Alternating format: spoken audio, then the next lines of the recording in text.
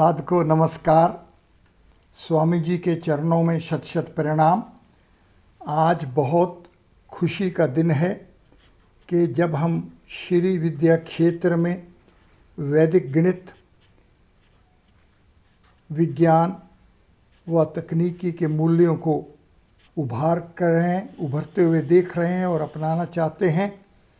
और हमारे देश के यशस्वी प्रधानमंत्री श्री मोदी जी ने कल अपने मन की बात में जो वैदिक गणित को स्थान दिया वो गदगद करने वाला है, आनंदमय है।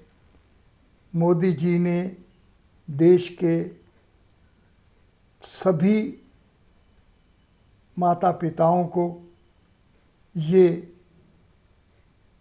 संदेश दिया है, आदेश दिया है, दिशा दिखाई है कि उनको अपने बच्चों को वैदिक गणित पढ़ाना चाहिए।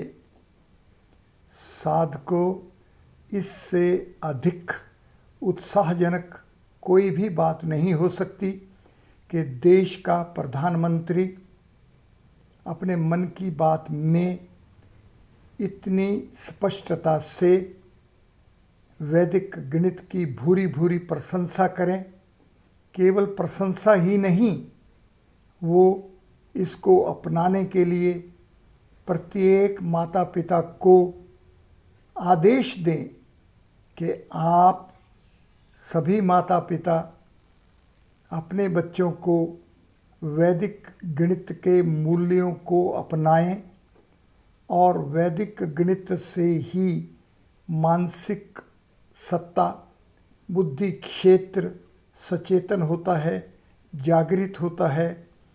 बुद्धि की चेतना की अवस्था ही किसी समाज की, किसी व्यक्ति की उन्नति का इंडेक्स होता है। इसलिए साधकों, अब जब हम टेक्स्ट बुक के निर्माण के बारे में सोच रहे हैं, उसको ले रहे हैं, तो इस टेक्स्ट बुक के प्रयास में जब हम ब्रह्म सूत्र से योग दर्शन के संहिताओं का आसरा ले रहे हैं, तो आइए आज हम ये अपनाएं कि योग का जो अनुशासन है वो अनुशासन वास्तव में मानव शरीर की यात्रा का अनुशासन ही है। तो इस विधा को, इस विज्ञान को, इस ज्ञान को, इस गणित को, इस अनुशासन को अगर जानना है और अगर हमें पतंजल योग दर्शन के 1 से 195 सूत्रों को अपनाना है, तो सर्वप्रथम हमें गीता के 18वें अध्याय में अर्जुन को जो ज्ञान श्री भगवान ने दिया, बतलाया, साक्षी किया, उसको सही रूप में जानना होगा, अपनाना होगा कि ईश्वर इस शरीर रूपी यंत्र पर आरूढ़ होकर शरीर में किए हुए सभी कर्मों से बने हुए संस्कारों से उभरती हुई प्रारब्ध के अनुसार ही कर्मों का फल देता है। ऐसा शरीर रूपी यंत्र जो हमारे पास है, हमें उसके बारे में जानना होगा, जागरूक होना होगा। हमें जानना होगा कि हमारा शरीर किस तरह से षड चक्रों में प्रवाहित तेज के अनुसार ही गति पा रहा है।